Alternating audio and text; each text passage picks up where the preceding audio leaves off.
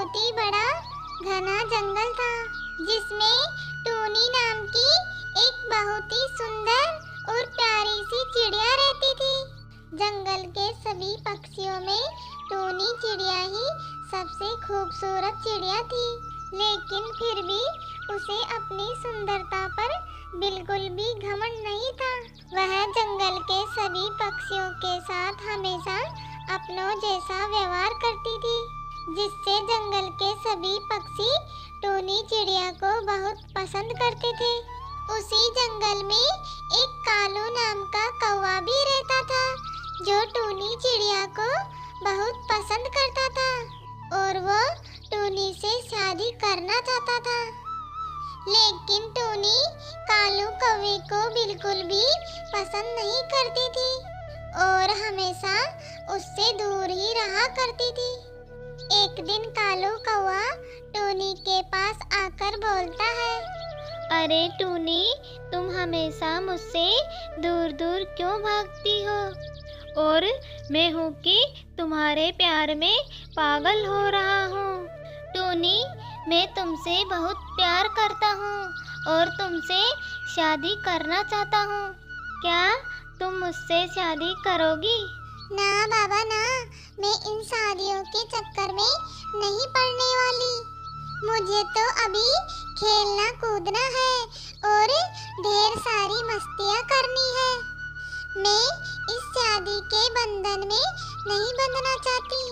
मुझे तो अभी जंगल के सभी पक्षियों के साथ इस खुले आसमान में घूमना है। लेकिन टूनी, तुम ये सब तो शादी के बाद भी कर सकती हो। अरे ना बाबा ना, क्या पता तुम मुझसे शादी करने के बाद मुझे कहीं जाने ना दो तो मैं क्या करूँगी? मैं तो घर पर ही रहकर घुट घुट कर मर जाऊंगी। इसलिए मुझे तुमसे कोई शादी नहीं करनी। अब तुम जाओ यहाँ से। टूनी की बातें सुनकर कालू कौवा बहुत दुखी हो जाता है और उदास मन से वहाँ से चला जाता है। बड़ा आया मुझसे शादी करने वाला, अभी तो मेरी खेलने कूदने की और ढेर सारी मस्तियाँ करने की उम्र है। इस तरह टूनी कालू कौवे की बातों को अनसुना कर देती है और अपने घर चली जाती है।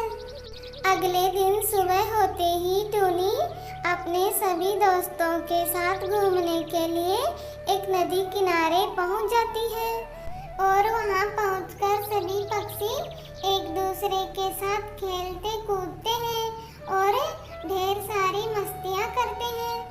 सभी पक्षियों को खेलने में बहुत आनंद आ रहा था, लेकिन उनको कहाँ पता था कि उनकी खुशी कुछ ही देर की है, क्योंकि उस नदी से थोड़ी दूर एक तांत्रिक गिद्ध अपनी तपस्या में लगा हुआ था।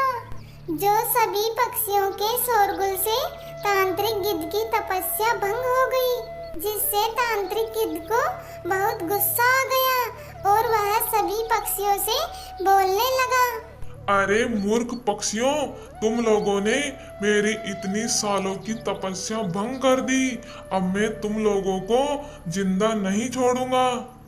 लेकिन तांत्रिक बाबा, हमें आपके बारे में बिल्कुल भी पता नहीं था कि आप वहाँ पर एक कठिन तपस्या कर रहे हैं, नहीं तो हम यहाँ पर बिल्कुल भी नहीं आते।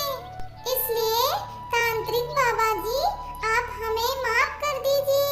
आगे से हम कभी भी इस नदी पर नहीं आएंगे।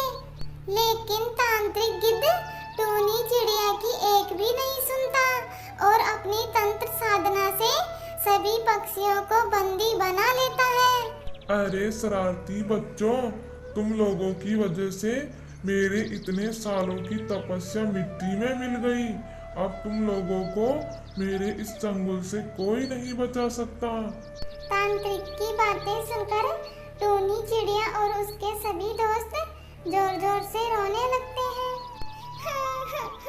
हे भगवान, अब हमें इस तांत्रिक के चंगुल से कौन छुड़ाएगा? उसी समय कालू कौवा अपने दोस्त मिट्ठू तोता से मिलने के लिए वहां से गुजर रहा था कि तभी उसे टूनी चिड़िया की रोने की आवाज सुनाई देती है। तो वह तुरंत वहां जाकर चुपके से सारा दृश्य देख लेता है। सारा दृश्य देखने के बाद कालू कौवा अपने सभी दोस्तों के पास जाता है और उन्हें लेकर वापस उसी स्थान पर आ जाता है।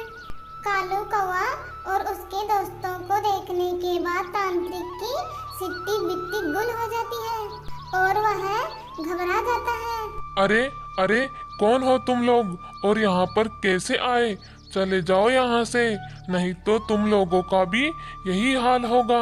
अरे दुष्ट तांत्रिक, तू हमारा कुछ नहीं बिगाड़ सकता। अगर तुम अपना भला चाहते हो तो जल्दी से इन सभी पक्षियों को छोड़ दो, वरना आज तो तुम्हारा अंत निश्चित है। तांत्रिक कालू कौवे की बातें सुनकर बहुत घबरा जाता है और उससे बोलता है, हाँ हाँ कालू भाई, मैं इन सबको अभी छोड़ता हूँ। और फिर तांत्रिक गिद्ध अपनी शक्तियों से सभी पक्षियों को आजाद कर देता है।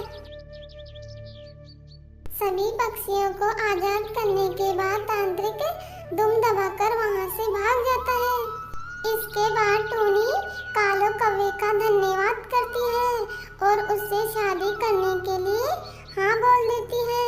अगले दिन टूनी और कालू कौवा दोनों मंदिर में जाकर शादी कर लेते हैं और फिर खुशी खुशी अपना जीवन बिताने लगते हैं।